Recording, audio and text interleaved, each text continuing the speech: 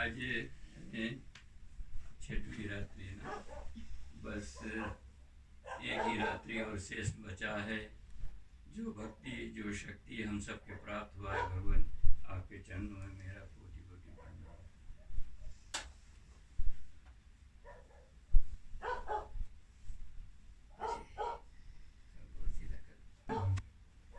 चलो, भगवान के अवतार ने कल है वो दिन जो मध्य रात्रि में हमारे प्रभु जी का आगमन हुआ मथुरा में। मथुरा से भगवान गोकुला गए, गोकुला में बाल लीला को रचाए, फिर गोकुला से फिर मथुरा आए, जहाँ पे फिर अपने मामा कंस का स्वर्ग को भेजा, अपने माँ पिता वसुदेव देवकी के बंदी गृह से छुड़ाए और अपने आजा ने उग्रसेन को फिर से राजा बनाए ने राज दिलाया। ऐसे लीला करते करते भगवान बड़े हो गए, अपने विवाह भी किया, अपने 5 प्रकृति जो है उस उन्हीं के साथ में अनेकों तरह से लीला करते हुए जो विवाह किया, सभी के साथ में अच्छी तरह से जीवन बिताते हुए। और एक समय जितने वेद के 16,000 मंत्र है, 16,100 मंत्र, वो सब जाते हैं भगवान के पास और कहते हैं कि हे प्रभु, साधु संत के सब कुछ प्राप्त हो जाता है लेकिन हमें कुछ प्राप्त नहीं होता है। जो मंत्र है, जो मंत्र हमें गुरु जी दिया है, गुरु जी जो मंत्र हमें देता है, जिस मंत्र के द्वारा से हम सब सिद्धि को प्राप्त करते हैं, फिर मंत्र को क्या मिलता है? जिस मंत्र के जरिए हमारी सिद्धि प्राप्त होती है।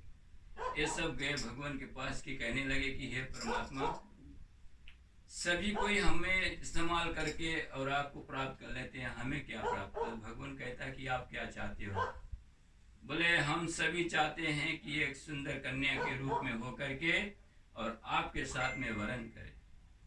तो इसी तरह से जितने वेद है, वेद के जो 16,100 मंत्र है, वो सब स्त्री बन के लंबी कथा है, युद्ध होती है, फिर भगवान सबके साथ में विवाह किया। इसीलिए भगवान के 16,108 रानी हैं, सब बड़े प्रेम से प्रेम मगन में होकर के रहते हैं।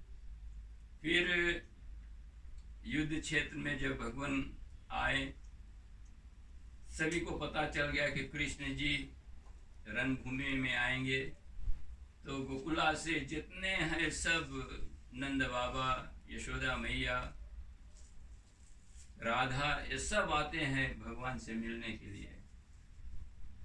भगवान से मिलन हुआ, सभी कोई बड़े प्रेम से पूछते हैं कि हे राधा, आपके मिलन हुआ? राधा कहती है मिलन तो हुआ लेकिन वो मिलन नहीं हुआ जो हम लोग एक साथ में थे, आज हमसे दूर हो गया है। लेकिन जो मिलन हम लोग एक साथ में रास रचाते थे, वो मिलन अब नहीं है। तो राधा इधर है और फिर भगवान अपने धाम को जाते हैं द्वारकापुरी में। बहुत रोज बीता, लेकिन यहाँ के जो प्रेम है कृष्ण को याद दिलाता है। जो माँ पिता के प्रेम है वो कृष्ण को रुलाता है। कृष्ण बहुत याद करता है, तो अपने एक मित्र उधो, शाम के संदेशा उधो पाती लेकर के आए, ऐसे हमारे माता पिताजी गाते थे। तो उधो से कहता है कि यही उधो, अब जाओ हमारी संदेशा लेकर के और सभी से बताओ कि हमारे बारे में चिंता मत करें, हम सबके साथ में हैं। उधो जब पहुंचता है तो जितने सगा संबंधी सब मिलते हैं, पूछता है कि मुझे यशोदा माई और नंद बाबा के घर कहाँ है याद दिलाओ। तो सोचना क्या बात है, अभी लोग चिल्ला चिल्ला करके रोते हैं लेकिन आंसू नहीं गिरता है। कभी कभी आप देखो बहुत से लोग चिल्लाते हैं, बहुत जोर जोर रोते हैं, लेकिन नैनों से नीर नहीं बहता है। तो लोग कहते हैं आप दिखाए है इसे नारा बहा है, बोले जो नारा बह के यहाँ आई से तुम यही नारा पकड़े पकड़े जाओ, बोले तुम्हें वसुदेव देव के नंद और यशोदा माता के घर पे पहुंचे हो। तो बोले है क्या, बोले जब से कांदा गए तब से रोए हैं। ये आंसू के धार बहा है, आंसू के धार बह के नाराज बन गए। सोचो कौन कम के प्रेम माता पिता के राह कि रोना आ जाए ना, भाव ऐसा नहीं उनमें। तब जाता है, मिलन हुआ, सब कुछ बात होती है, राधा आती है, पूछती है कि आप संदेश लेकर के आए हो, कौन ऐसा संदेश लेकर के आए हो। तो बतलाता है कि भगवान आप सभी को बहुत याद करता है और कहता कि आप सब अपने अपने मन को लगा करके किसी और कार्य को करो। तो वहाँ पे ऐसे शब्द सुनाते हैं लोग कि बोले मेरा जो एक मन था वो श्याम सुंदर ले गया है। एक ही मन हम लोग के पास है, अगर 10-20 मन रहता तो हम लोग जगह जगह लगा देता। मेरे तो था एक ही मन और वो शाम के साथ चला गया। अब आप यदि कहते हो कि किसी जगह और से अपने आप को लगाओ, तो हम लोग के मन लगा है तो श्याम सुंदर के प्रेम में लगा है। ये सब सुंदर सुंदर बात कथा में प्राप्त होती है।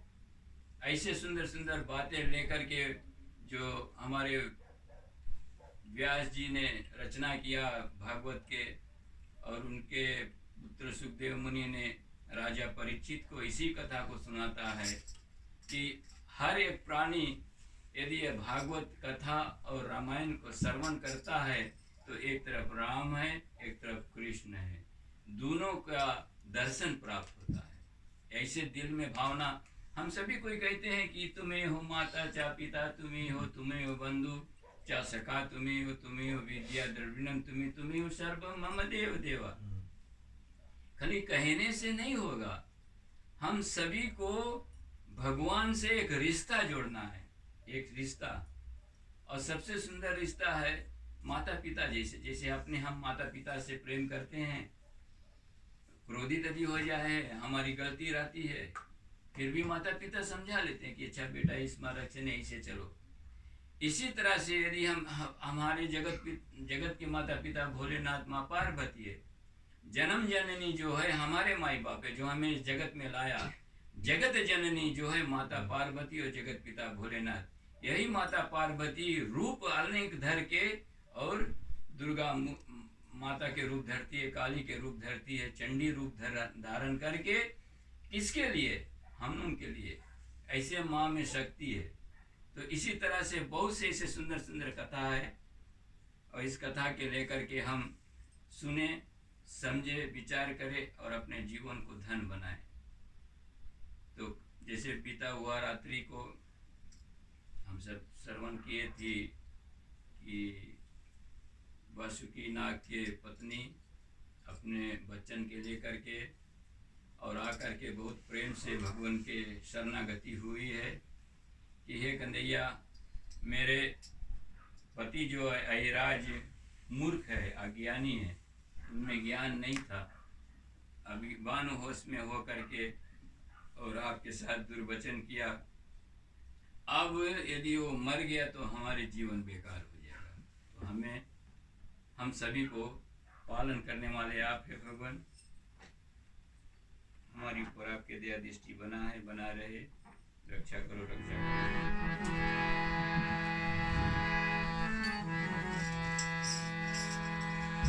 आए हम दासी पालन करो, जो प्रभु आज्ञा हो कन्हैया,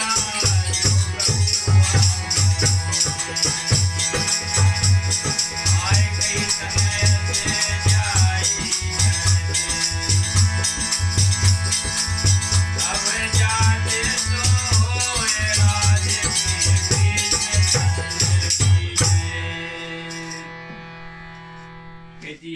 प्रभु, हम आपके दासी हैं तथा आप जो भी आज्ञा हमें दीजिए, हम आपके पालन करने के लिए तैयार है, यत्न पे हैं। क्योंकि ऐसा जो कोई भी करता है वह सब आपके ही जीवन का सुख प्राप्त कर लेता है। जो कोई भी भगवान के शरण में आता है, भगवान तुरंत उसके दुख को दूर कर देता है। और जिस समय राजा जो नाग राजा है वो स्तुति अभी नहीं कर पाता, उनके पत्नी करती है। और फिर आगे क्या कहते हैं,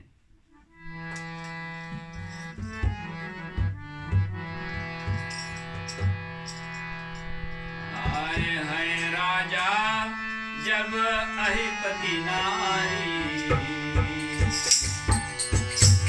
हाय कर दया तू यही भारी पुजारी,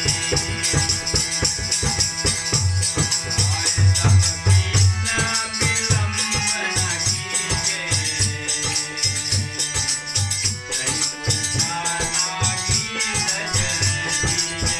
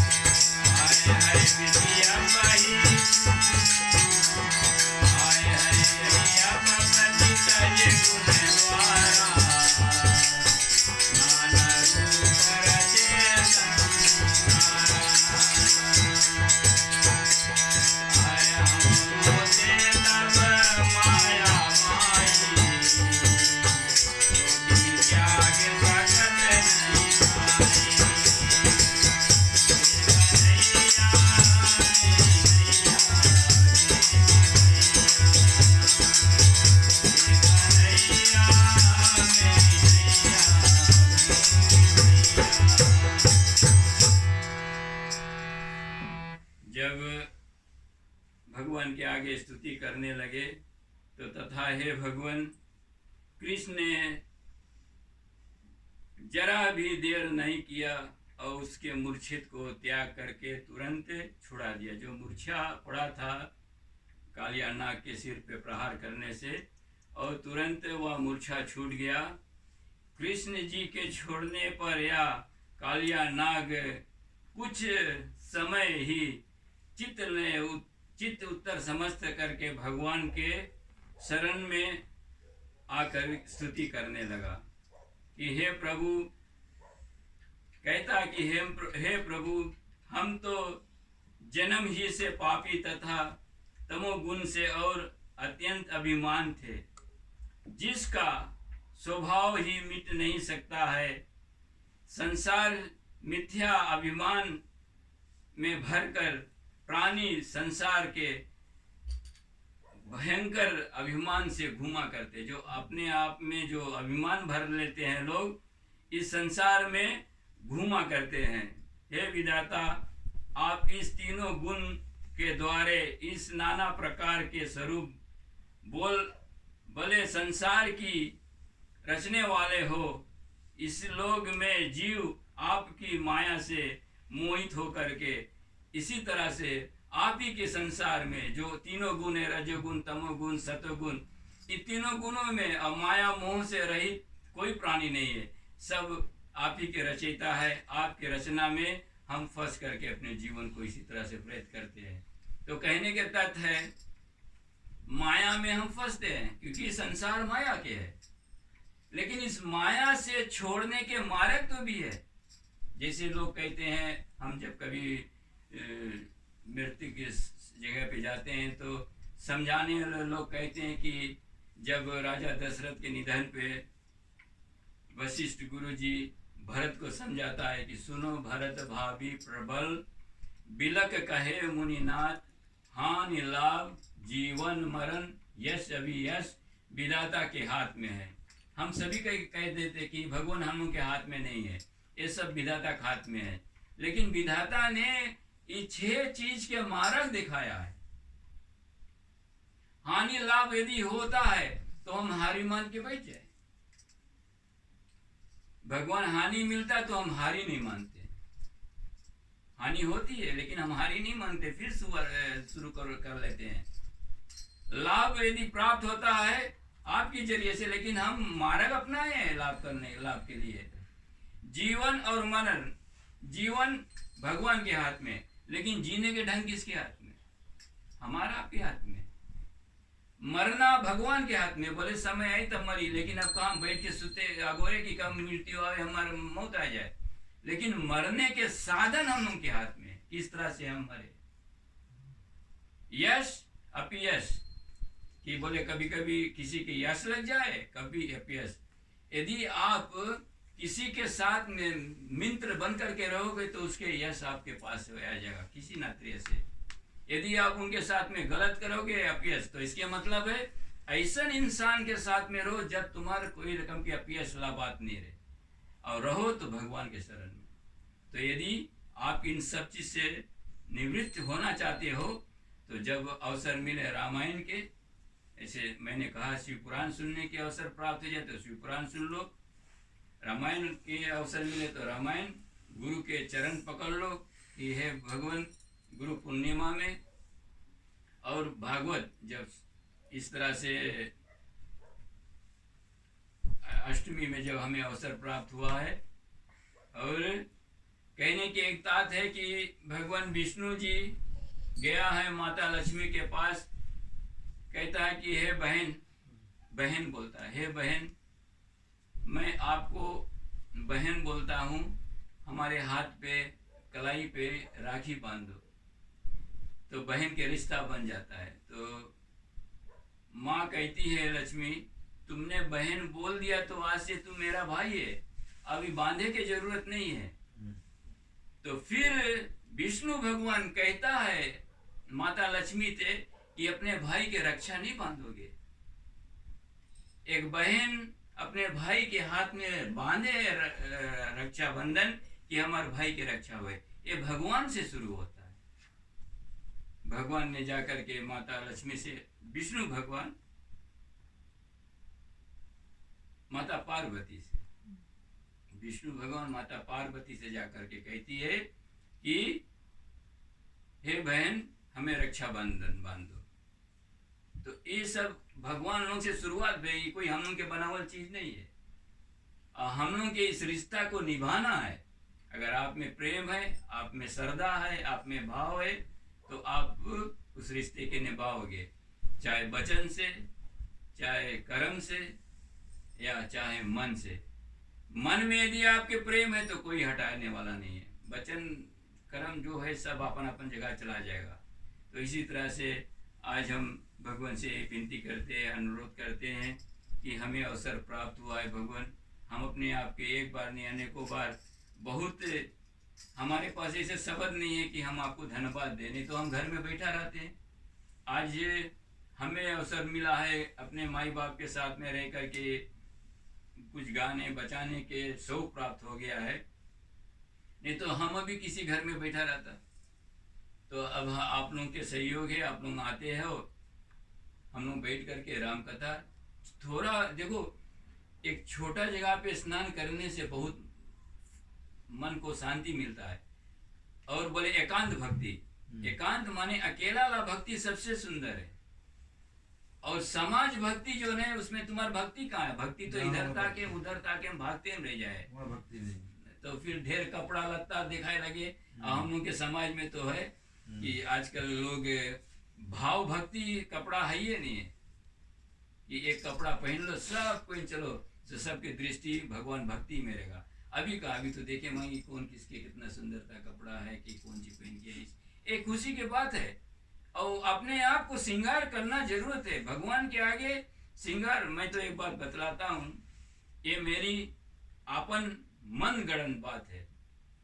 मैंने जिसे कहा था याद हो गया है, ये जो घट में हम लोग के चक्र है याद करना, मूलधारा चक्र, स्वादिष्टान चक्र, मणिपुर चक्र, अनहद चक्र, अग्र चक्र, वसुधि चक्र, अग्र चक्र, सहस्त्रधारा चक्र और सिर से 12 अंगुर ऊपर चक्र जो हमारे शरीर में है उस हमें मार्गदर्शन कराता है।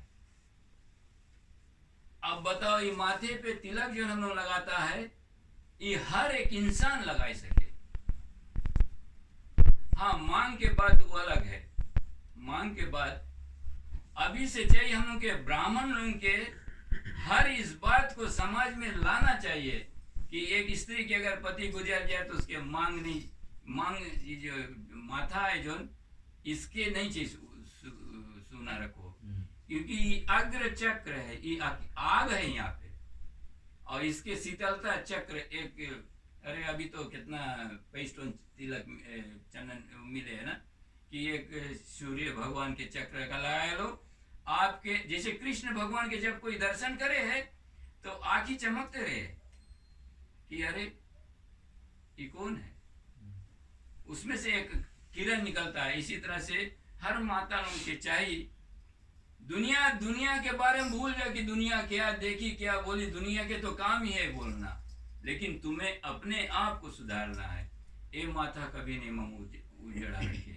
इसीलिए हमारे घर में देखो हम रोज सवेरे तिलक लगाता, अपन लड़का न अपन बच्चन के सब के तिलक लगाता है कि इस जगह पे अग्र चक्र है, यहाँ पे तिलक। अब बड़का तिलक खींच के अगर टाउन में घूमो तो अलग बात है, वो हमसे नहीं हुई, लेकिन अपन माथे पे एक तिलक लगाना जरूरी है। हाँ भगवान के खेल है, हम नहीं जानता है। कभी मांग के बात अलग है, मांग के सिंदूर भरा जाए, लेकिन ये तिलक यहाँ पे नहीं भरा, ये बच्चे छोटा छोटा बच्चन के तिलक लगावा जाए। तो ये जरूरत है अपन माथे के यदि कोई शांति रखे तो विजय को प्राप्त करे। लेकिन हम लोग ने कहा, हम लोग में तो अरे यार तिलक लगाए घूमने लगी, ऐसे होता है। लेकिन तुमने दुनिया से क्या लेना देना? तुम्हारे घर की खाना तो दुनिया चलावे नहीं, अगर कोई चलावे तो बात दूसरा है। हम लोग के तो चलाए वाला भगवान है। तो अग्र चक्र जो हमारी है उसकी इज्जत करना जरूरत है कि उसके एक तिलक लगाना चाहिए। एक भगवान के जो सिंदूर के टिक्का है, कौन जी बोले अगरबत्ती के टिक्का है वो लगा लो। और एक और बात बताता है, जिसके आप तो हमारे पास गाय है, जैन के घर से लेके आएगा, गौ माता के गोबर अगर है, जैसे हम लोग जूरा बांधो तो हुआ जो गाय गोबर करे वो कड़ा हो जाए, जब उसके उठा के कोई टीन पे धर दो, टीन पे धर दो एकदम कड़ा हो जाए। तो जैन से पूछा तो जैन बोले नहीं, बोले गड़बड़ हुई। हमरा का बोले गोबर नहीं जरा हो जाए, हमरा तुम्हें कमल। अरे बोले कभी कभी सुने आदमी लोग की कोई इंडिया में तो बने खाना हाँ, तो उसके बोले कंडा, उसके पीछे लड़ाई हुए कि तुम हमारे गोबर चोरी लेके आए, तुम हमारे। तो गोबर लाए के झुरा जाए, फोड़ के एक कपूर से आगे लगा दो। अगर कुछ नहीं हवन कुछ नहीं करे, मुँह आगे लगाए दो। पहले पंडित लोगों के द्वार पे जाओ, एकदम उज्जर टिकट लगाओ, तीन कांच लेके आओ थे, और वो चीज से तुम्हारा ऑक्सीजन प्राप्त है गाय के गोबर से। अपन अंगना में द्वारी पे बारो, हफ्ता में एक रोज, और तुम देखना घर में शांति प्राप्त हुई। जैसे तुलसी माता के पेड़ है अगर अंगना में तो उसके नीचे एक दिया बार दो, बहुत सुंदर सुंदर बात है। यही सब सत्संग के प्रभाव से सब प्राप्त हुए। तो गौ माता के जो अभी तो इंडिया में चल पड़ा है, फिजी में तो नहीं है कि गौ माता के पेशाब काहे है कि अगर तुम रोक लिया तो 7 बार छान लो, 7 बार छान के तुम पियो, तुम्हारे शरीर के जो कौन सी बोले कैंसर है उसके राइट करे। अभी बाबा रामदेव के फेसबुक पे जाओ भैया, बाबा रामदेव के थोड़ा देखो कौन सी रिसर्च, ऐसे नहीं है हम तो अभी बोले थे, लेकिन उन्होंने रिसर्च करके बोले, उन्होंने टेस्ट करी थे कैसे कैसे हम उनके गौ माता में कितना भारी शक्ति है। तो बोलिए आनंद कन श्री कृष्ण चंद्र भगवान की जय।